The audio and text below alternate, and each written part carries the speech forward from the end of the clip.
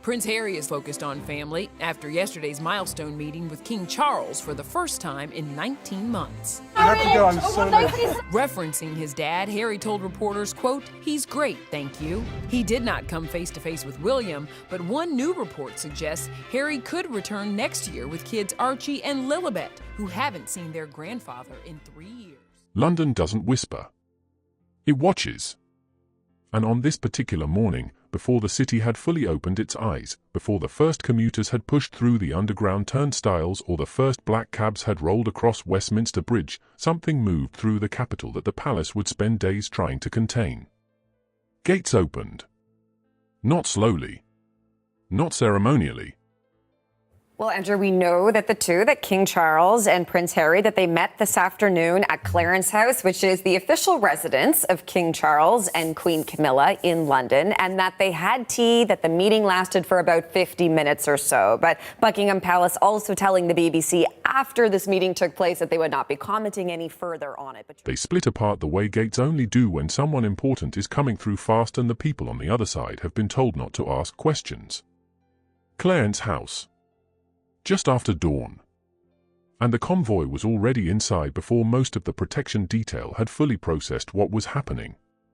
No announcement had come the night before. No carefully worded statement from a communications office. No tip to the royal correspondents who make it their life's work to know these things before they happen. Nothing had come through the usual channels, because this time, the usual channels had been bypassed entirely. Prince Harry had returned to Britain. Alone. No Meghan beside him. No carefully staged arrival photograph. No coordinated media release framing the visit as something warm and ceremonial. Just a man in a convoy moving through pre-dawn London with the kind of quiet urgency that makes seasoned royal protection officers reach for their radios without being told. Let me tell you something about how the monarchy operates. Video of Prince Harry arriving for that meeting, like you're saying, Andrew, first time in more than 18 months now since father and son, since the King and Prince Harry have met face to face. Every movement is choreographed. Every visit is coordinated weeks in advance through layers of private secretaries, security teams, and palace administrators who exist precisely to make sure that nothing, absolutely nothing, happens without the institution knowing first. That is not bureaucracy. That is survival. The Crown has endured for centuries because it controls the narrative before the narrative can control it. Which is exactly why what happened next sent a current of cold alarm through every corridor of that ancient building. Within minutes of the convoy clearing the gates, royal protection officers were making calls they had not been scheduled to make. Staff members were being quietly redirected.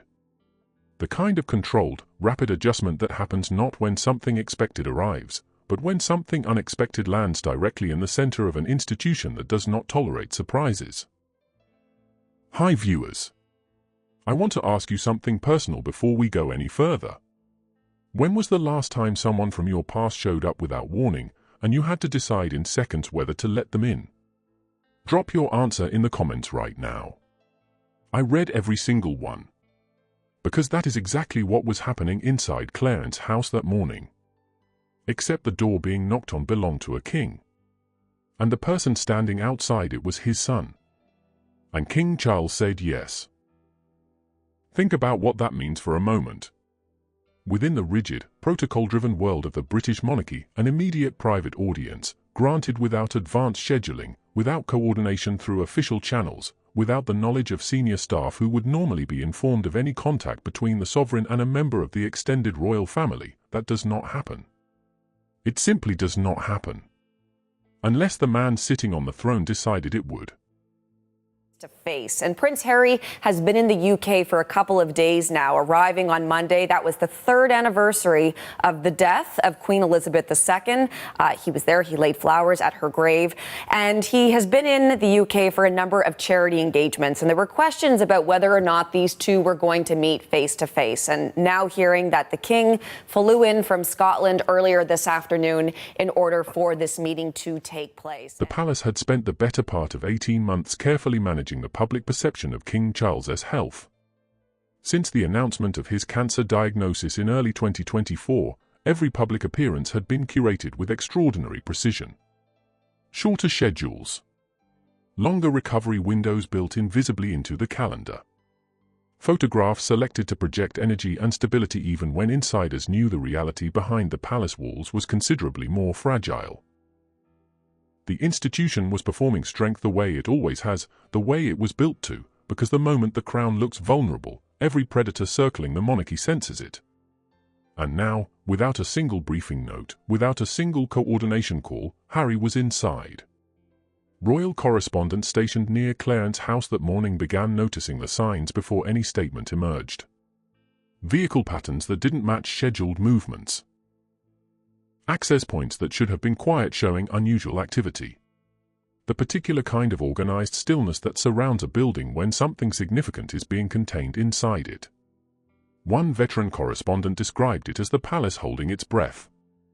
That was the right way to put it.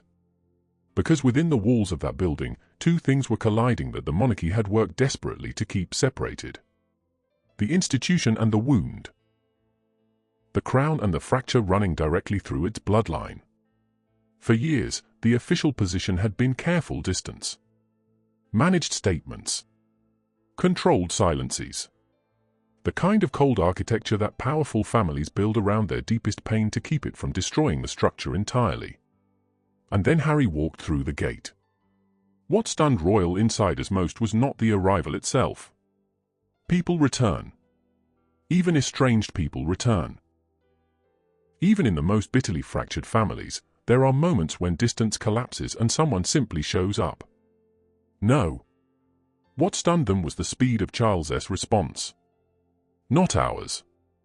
Not a scheduled meeting arranged through intermediaries over several days of careful negotiation. Minutes. The king agreed to see his son within minutes of learning he was there. And in a world where access to the sovereign is the most carefully rationed currency in the entire institution, that speed said something that no official statement ever would. Something was different now. Something had changed in the calculation of a man who had spent his entire adult life choosing the crown over almost everything else. The duty over the desire. The institution over the individual. A man who had watched his family fracture publicly and repeatedly and had kept moving, kept performing, kept wearing the weight of the monarchy like the discipline itself was the only thing holding him upright. He had said yes before anyone could tell him not to. And somewhere across London, in a palace that had not yet been informed, a future king was about to discover that the rules he had relied on to protect the institution, to protect himself, to maintain the careful boundary between Harry's world and theirs, had just been quietly rewritten. Without warning. Without consultation. Without him. The first assumption inside Clarence House was that this would be manageable. Painful, yes. Uncomfortable, certainly.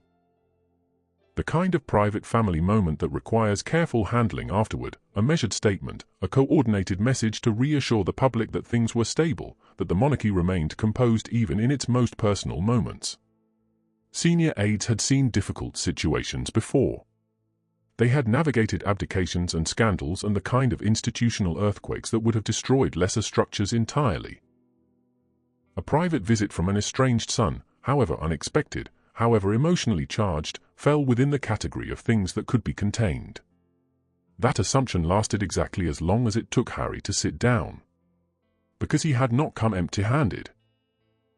The moment it became clear that Harry had arrived carrying documents, that somewhere inside that convoy, folded into whatever private luggage had made the journey from California to London without a single advance notice to palace officials, there were papers, the atmosphere inside Clarence House shifted in a way that everyone present would later struggle to describe accurately. Not panic. The palace does not panic. But something colder than calm settled over the building. Something that insiders would later describe, carefully and with obvious discomfort, as a procedural freeze. That phrase matters. Understand what it means inside the monarchy. A procedural freeze is not a bureaucratic inconvenience. It is not the kind of administrative pause that happens when a meeting runs long or a schedule needs adjusting. A procedural freeze is the institutional equivalent of a held breath. It is what happens when something arrives that falls outside every prepared response, something that requires the people in the room to stop, reassess, and make decisions above their authorization level before a single next step is taken. Pseudo-royal tours that Harry and Meghan are doing cannot be seen to be overshadowing the royals in any way. I think that meeting was very much about establishing those parameters too. It is reserved, in the language of palace operations, for constitutional emergencies, for severe medical developments involving the sovereign, for moments when the machinery of the monarchy encounters something it was not built to process automatically. Harry had brought paperwork into a private audience with the King of England, and nobody had known it was coming. What those documents contained has never been confirmed. The palace has not spoken about them directly. No official statement has acknowledged their existence.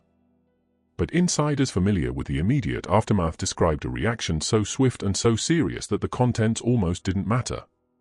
What mattered was the act itself. Because walking into a private meeting with the sovereign carrying documents of any kind, without prior coordination, without review by palace legal teams, without the kind of institutional vetting that protects both the king and the institution from being placed in an impossible position, that is not a casual gesture. That is a move. And everyone inside Clarence House understood it as one. Stop for a second. Think about what was being risked here. Speculation inside royal circles moved fast. Some sources suggested the papers touched on inheritance structures, on the private financial arrangements surrounding Charles's estate and what provisions might exist for Harry's branch of the family going forward. Others claimed they referenced long-standing disputes about security, about the funding that was stripped from Harry and Meghan after their departure from royal duties, about protections for their children that had never been formally resolved. Still others whispered about titles, about Archie and Lilibet, about the question that had quietly haunted the Sussex situation from the beginning: what were these children to the monarchy, and what was the monarchy prepared to offer them? Nobody confirmed any of it. But the palace moved as though something significant had landed in its lap. Staff members received reminders about confidentiality that were described by those who heard them as unusually direct. Not the standard professional discretion that everyone in royal service understands as a condition of their employment. Something more pointed. Something that communicated, without quite saying it aloud, that the details of what had happened in that room were not to travel beyond it through any channel, formal or informal, until further notice. Communication between Clarence House and Kensington Palace, the routine operational flow of information between the king's household and the household of his heir, was reportedly interrupted. Briefing materials that would normally have moved between the two offices that morning were held back. Not cancelled. Held. Pending review. Pending decisions that had not yet been made by people who had not yet fully processed what they were dealing with. And that was the moment when the second shock arrived. Prince William had not been told Harry was coming. Not the night before. Not that morning. Not through any back channel or informal courtesy call or quiet message passed between private secretaries the way sensitive information sometimes moves inside the monarchy when the official route feels too exposed.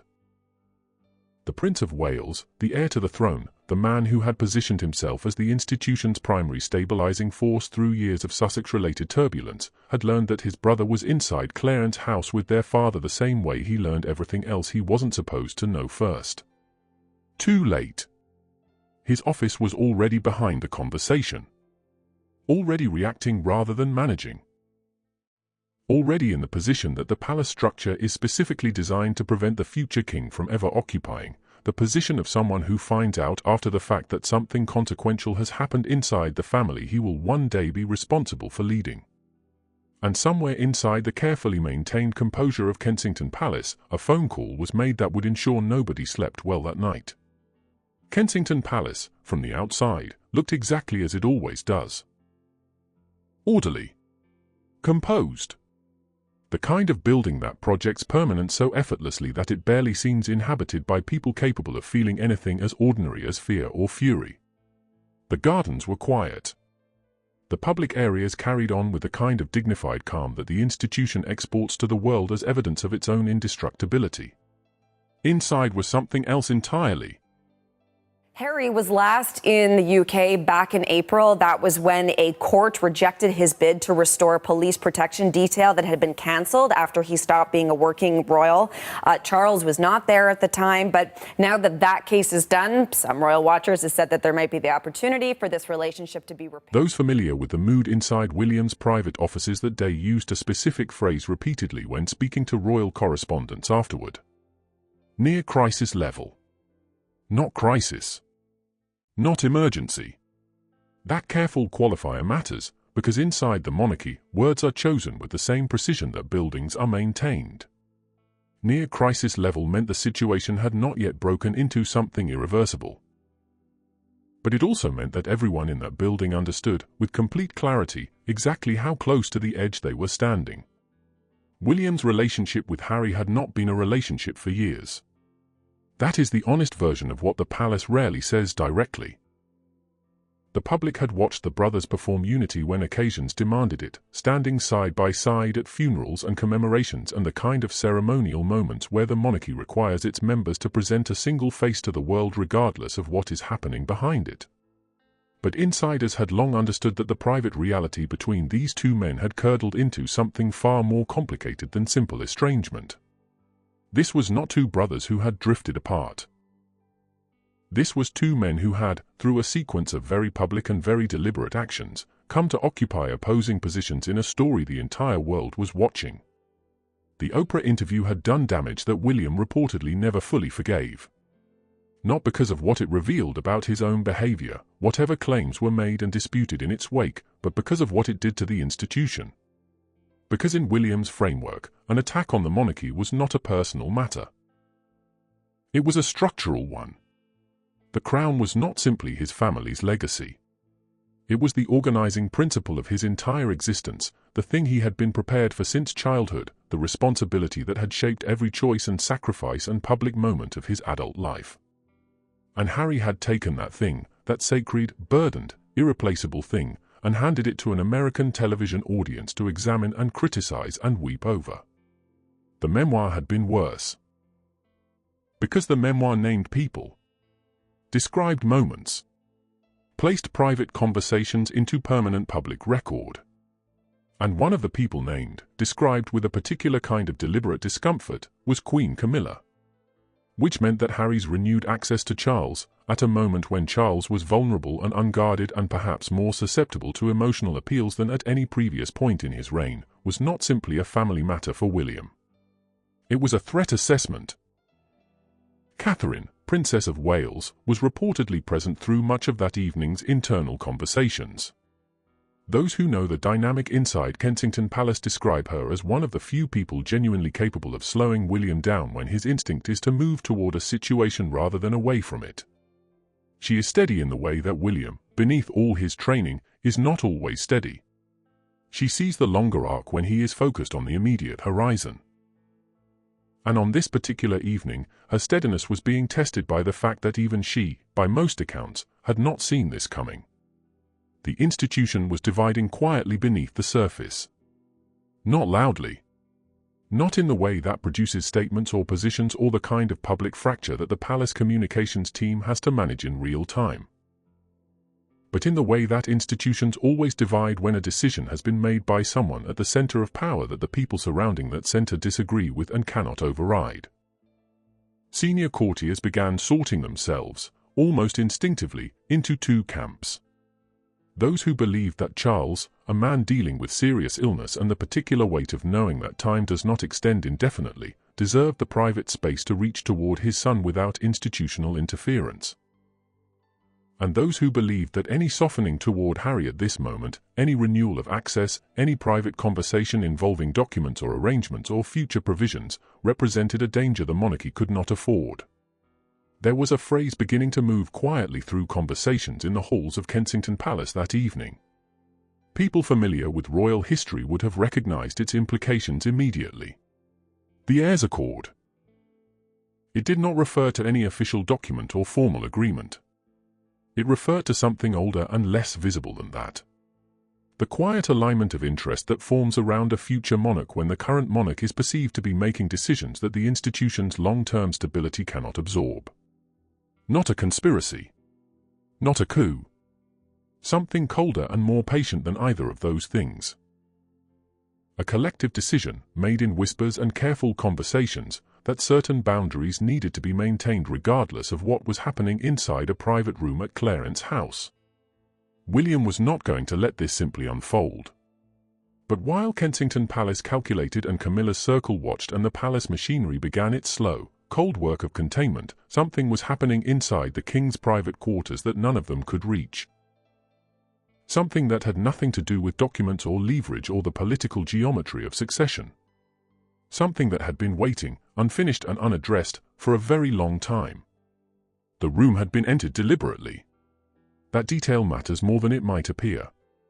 Inside the monarchy, private audiences almost never happen in complete isolation.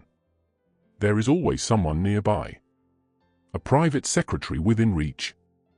A senior aide positioned just outside the door. The sovereign is rarely, in any meaningful sense, alone, because the institution does not permit the kind of unwitnessed conversation that cannot later be managed or clarified or, if necessary, denied. The presence of staff is not merely practical. It is protective. It is the monarchy's way of ensuring that the king's words never exist only in the memory of the person he said them to. That protection was removed. Deliberately, according to those familiar with what happened. Staff were dismissed earlier than anyone had anticipated. Security maintained its perimeter outside the building, but inside, in the specific rooms where father and son had come to sit across from each other, the institutional machinery was asked to step back. And what remained, when the door closed on the last person to leave, was something the monarchy almost never permits itself. 2 people. No witnesses. No record. Charles, by every account that emerged afterward, was not the man who had appeared in those carefully curated public photographs. The composed, purposeful figure who had shown the world that illness had not diminished his commitment to duty. That version of the king required effort. Required the kind of sustained performance that becomes harder to maintain as weeks stretch into months and the private reality of what treatment does to a body accumulates behind the public face of a sovereign. Insiders who had been close to him in recent months described a man who moved differently.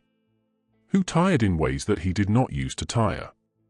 Whose eyes, when he thought no one was looking, carried something that people who love him found difficult to describe without stopping and starting over. Not defeat. Not that. But the particular exhaustion that comes from fighting something that does not negotiate. Harry, by several accounts, spoke first.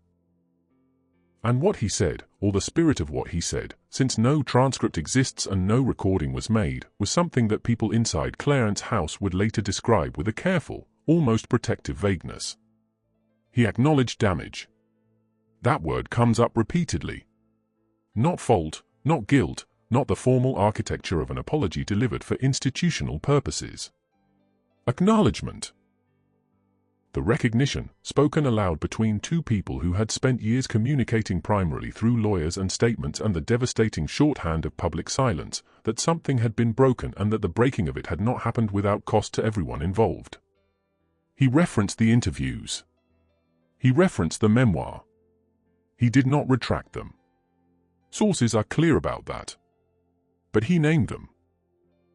He named the thing that existed between them because of those choices, the particular wound that public exposure of private pain creates in people who did not choose to have their private pain become public. And in a family that had spent decades performing composure over devastation, the act of simply naming it, out loud, without a camera present, without a lawyer in the room, without the institutional buffer that usually separates a Windsor from anything as exposed as honesty, carried a weight that the people who heard about it afterwards struggled to minimize. It was not enough to heal anything. But it was more than there had been. Charles, according to those who later described the atmosphere of that meeting, did not respond with the controlled distance that had characterized his public positioning toward Harry for years. He did not recite the institutional line. He did not manage the conversation the way a sovereign manages difficult audiences. He responded as something more complicated and more vulnerable than a king. He responded as a father. He acknowledged, allegedly, that the institution had built walls. Not as an excuse. As a confession. The monarchy demands silence in places where silence causes damage. It demands performance in moments that require grief.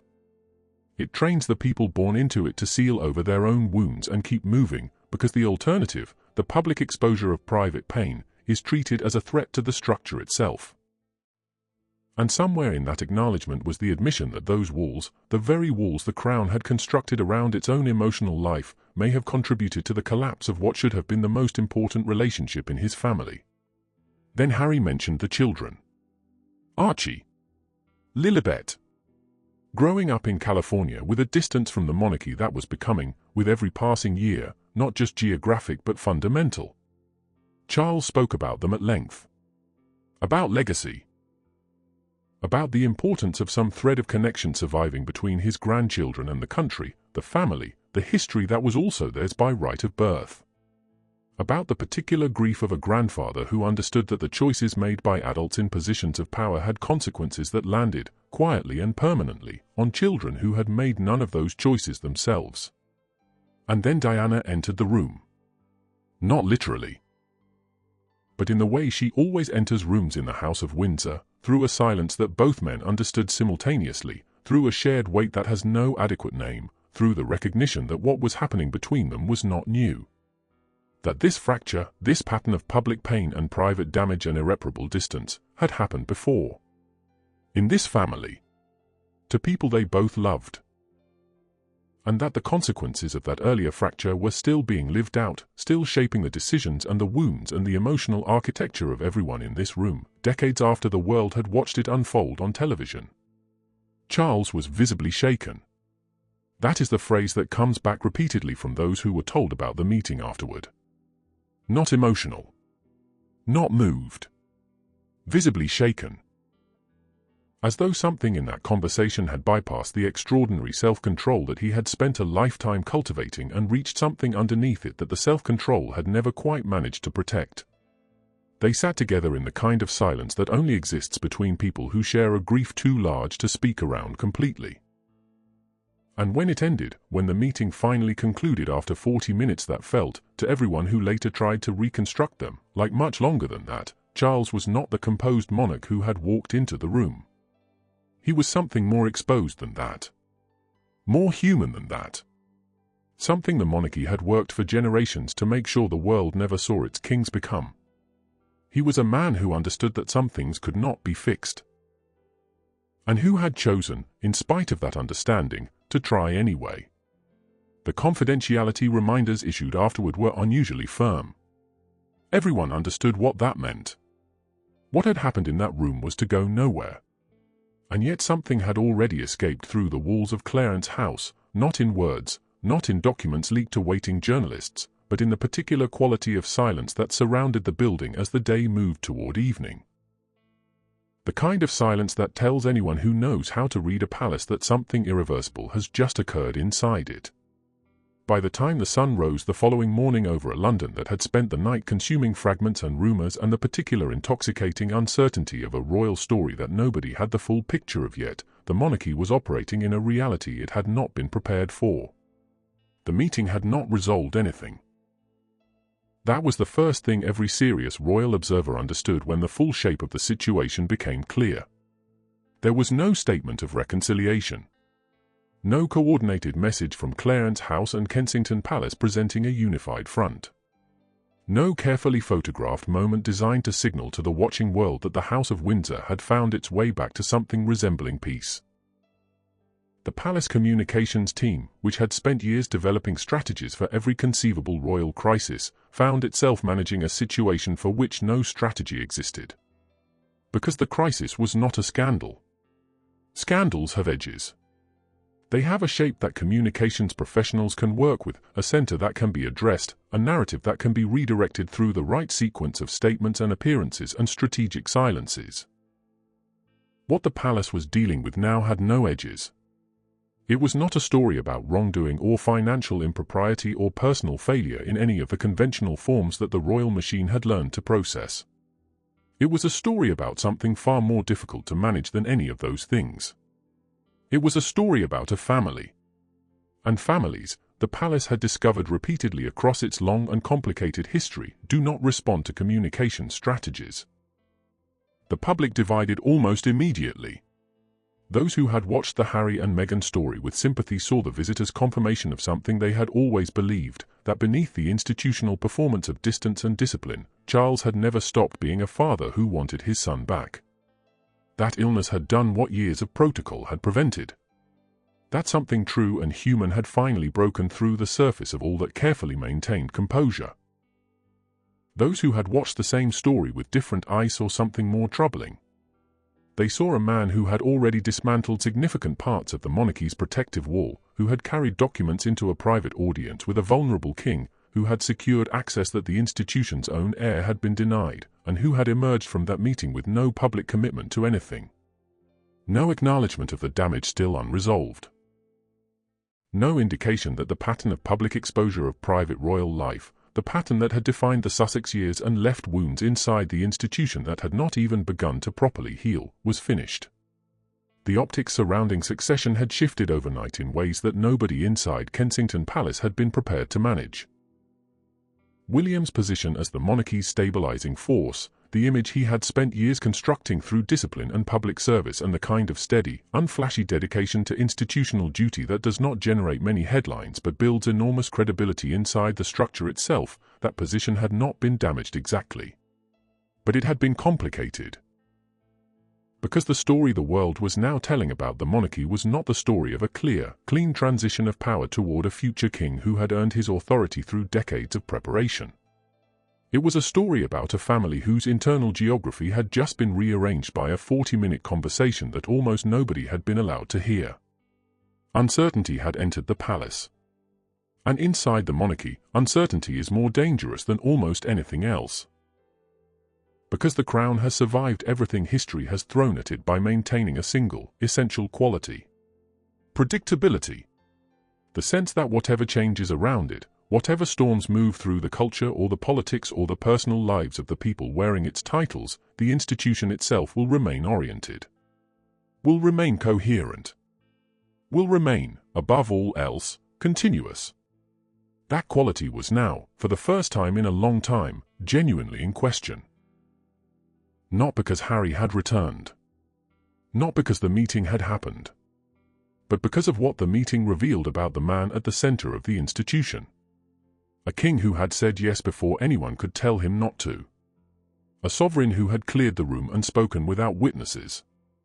A father who had, in what may have been the most privately honest conversation of his reign, allowed the monarchy to briefly become secondary to something older and more fundamental than itself. That was what nobody inside the palace knew how to process. Not the documents. Not the succession optics.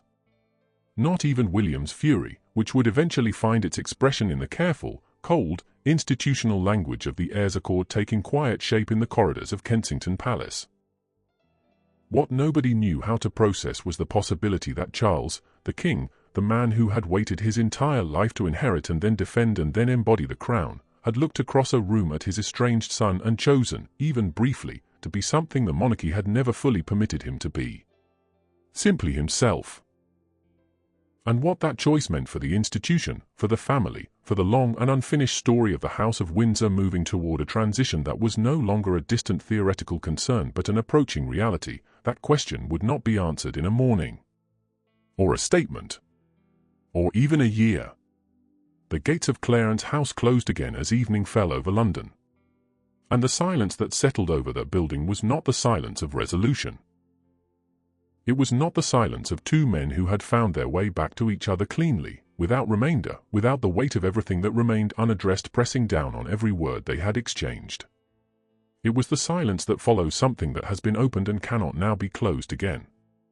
The kind of silence that palaces accumulate over centuries and that sometimes, in the right conditions, sounds almost like grief.